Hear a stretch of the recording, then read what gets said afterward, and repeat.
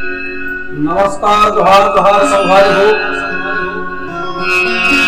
बलराम तंत्र YouTube channel में हम आपका स्वागत करते हैं और सुपरहिट गीत आज आपके बीच में हम गीत के म्यूजिक को लेकर के आए हैं। जिस गीत के म्यूजिक बहुत ही अति सुंदर म्यूजिक है और गीत के बोल भी है, जिसे गाया है बालराम जी ने। वह गीत के हम म्यूजिक आपको सुनाते हैं। गीत के बोल है लाली पितामा और झाड़ी की मोहला। चलते हैं, ये सुपरहिट गीत के म्यूजिक आपके बीच में पेश है।